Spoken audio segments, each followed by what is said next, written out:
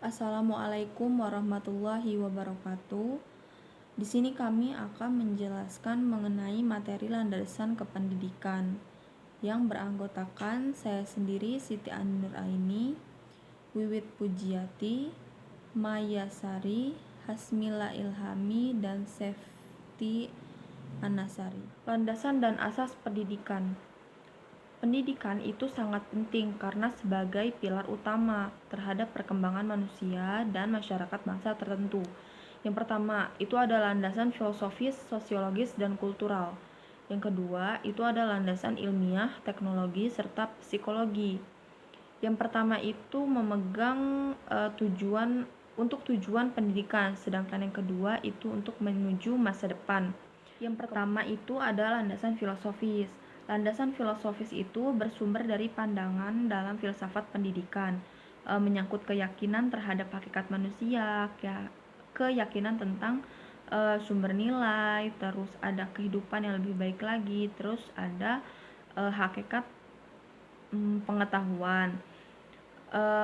Sumbernya itu ada dari pasal Undang-Undang Nomor 2 Tahun 1989 bahwa pendidikan itu berdasarkan Pancasila dan Undang-Undang 1945.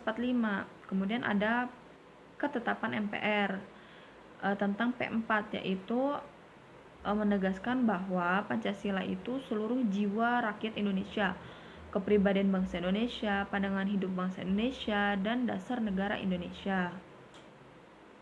Filosofi yang dikenal ada 4. Yang pertama, esensialisme, yaitu aliran pendidikan yang mengutamakan pelajaran teori.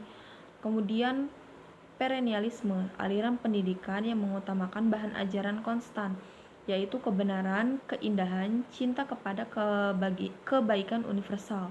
Ketiga, pragmatisme, yaitu aliran filsafat yang memandang segala sesuatu dari nilai kegunaan praktis di bidang pendidikan. Aliran itu melahirkan progresisme yang menentang pendidikan tradisional.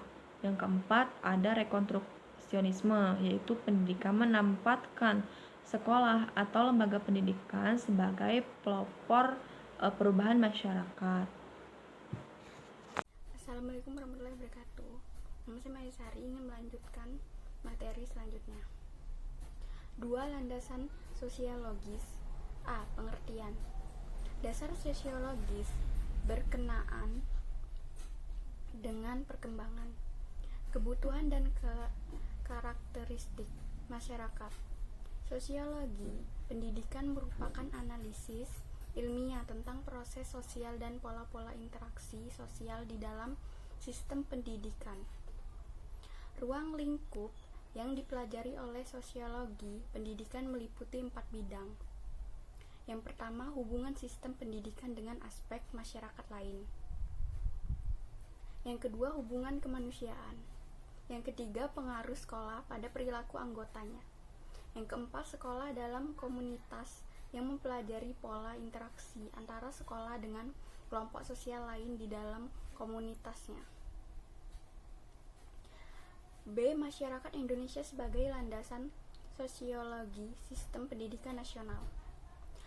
Perkembangan masyarakat Indonesia dari masa ke masa telah mempengaruhi sistem pendidikan nasional. Hal tersebut sangatlah wajar, mengingat kebutuhan akan pendidikan semakin meningkat dan kompleks. Berbagai upaya pemerintah telah dilakukan untuk menyesuaikan pendidikan dengan perkembangan masyarakat, terutama dalam hal menumbuh kembangkan kebinekaan Tunggal Ika, baik melalui kegiatan jalur sekolah, umpamanya dengan pelajaran PPKN, sejarah perjuangan bangsa dan muatan lokal, maupun jalur pendidikan luar sekolah. 3. Landasan kultural. A. Pengertian. Kebudayaan dan pendidikan mempunyai hubungan timbal balik. Sebab kebudayaan dapat dilestarikan atau dikembangkan dengan jalur mewariskan kebudayaan dari generasi ke generasi penerus dengan jalan pendidikan, baik secara formal maupun informal. Anggota masyarakat berusaha melakukan perubahan-perubahan yang sesuai dengan perkembangan zaman, sehingga terbentuklah pola tingkah laku, nilai-nilai, dan norma-norma baru sesuai dengan tuntutan masyarakat. Usaha-usaha menuju pola-pola ini disebut transformasi. Kebudayaan lembaga sosial yang lazim digunakan sebagai alat transmisi dan transformasi. Kebudayaan adalah lembaga pendidikan, utamanya sekolah dan keluarga. Demikianlah presentasi saya yang akan dilanjutkan kepada teman saya. Terima kasih. Assalamualaikum warahmatullahi wabarakatuh. Nama Septiana Sari. Saya akan melanjutkan materi yang sebelumnya sudah dilanjutkan oleh teman saya. B. Kebudayaan sebagai landasan sistem pendidikan nasional. Pelestarian dan pengembangan kekayaan yang unik di setiap daerah itu melalui upaya pendidikan sebagai wujud dari Bhinneka Tunggal Ika. Masyarakat dan bangsa Indonesia, hal ini harus dilaksanakan dalam kerangka pemantapan kesatuan dan persatuan bangsa dan negara Indonesia sebagai sisi Bhinneka Tunggal Ika. Materi yang selanjutnya, 4. Landasan psikologis. A. Pengertian dasar psikologis berkaitan dengan prinsip-prinsip belajar dan perkembangan anak, pemahaman terhadap peserta didik, utamanya yang berkaitan dengan aspek kewajiban merupakan salah satu kunci keberhasilan pendidikan. Sebagai implikasinya, pendidikan tidak mungkin memperlakukan sama kepada setiap peserta didik, sekalipun mereka memiliki kesamaan. Materi yang selanjutnya, B. Perkembangan peserta didik sebagai landasan psikologis. Pemahaman tumbuh kembang manusia sangat penting sebagai bekal dasar untuk memahami peserta didik dan menemukan keputusan atau tindakan yang tepat dalam membantu proses tumbuh kembang itu secara efektif dan efisien. Yang kelima, landasan ilmiah dan teknologis. A. Pengertian. Pendidikan yang berkaitan erat dengan proses penyaluran pengetahuan haruslah mendapat perhatian yang proporsional dalam bahan ajaran. Dengan demikian, pendidikan bukan hanya berperan dalam pewarisan iptek, tetapi juga menyiapkan manusia yang sadar iptek. B. Pengertian iptek sebagai landasan ilmiah. Iptek merupakan salah satu hasil pemikiran manusia untuk mencapai kehidupan yang lebih baik. Utamanya pendidikan jalur sekolah harus mampu mengakomodasi dan mengantisipasi perkembangan iptek yang berkaitan dengan hasil perolehan informasi dan cara memperoleh informasi tersebut. Selanjutnya, asas pendidikan. Asas pendidikan merupakan suatu kebenaran yang menjadi dasar atau tumpuan berpikir. Khusus di Indonesia, terdapat beberapa asas pendidikan yang memberi arah dalam merancang dan melaksanakan pendidikan. Ada 3 asas pendidikan di Indonesia, yaitu Assalamualaikum warahmatullahi wabarakatuh.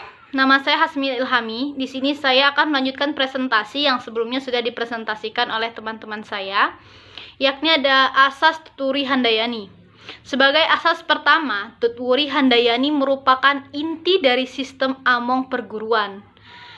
Asas yang dikumandangkan oleh Ki Hajar Dewantara ini kemudian dikembangkan oleh Dr. Handes R.M.P. Sostrokartono dengan menambahkan 2 samboyan lagi, yaitu Ing Ngarso Sung Sung Tulodo dan Ing Madyo Mangunkarso. Kini ketiga samboyan tersebut telah menganyut menjadi satu kesatuan asas, yaitu Ing Ngarso Sung Tulodo atau jika di depan memberi contoh, Ing Madyo Mangunkarso jika di tengah-tengah memberi dukungan dengan semangat, Tutwuri Handayani jika di belakang memberi dorongan. Yang kedua ada asas belajar sepanjang hayat. Asas belajar sepanjang hayat atau lifelong learning merupakan sudut pandang dari sisi lain terhadap pendidikan seumur hidup atau lifelong education. Kurikulum yang dapat merancang dan diimplementasikan dengan memperhatikan dua dimensi, yaitu lalu ada dimensi vertikal dari kurikulum sekolah, meliputi keterkaitan dan kesinambungan antara tingkat persekolahan dan keterkaitan dengan kehidupan peserta didik di masa depan. Lalu ada dimensi horizontal dan kurikulum sekolah, yaitu keterkaitan antara pengalaman belajar di sekolah dengan pengalaman di luar sekolah. Nomor 3 ada asas kemandirian dalam belajar. Dalam kegiatan belajar mengajar, sedini mungkin dikembangkan kemandirian dalam belajar itu dengan menghindari campur tangan guru. Namun, guru selalu siap untuk ulur tangan bila diperlukan. Perwujudan asas kemandirian dalam belajar akan menempatkan guru dalam peran utama sebagai fasilitator dan motivator. Salah satu pendekatan yang memberikan peluang dalam melatih kemandirian belajar peserta didik.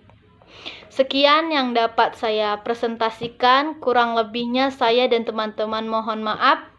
Akhirul kalam, wassalamualaikum warahmatullahi wabarakatuh. Terima kasih.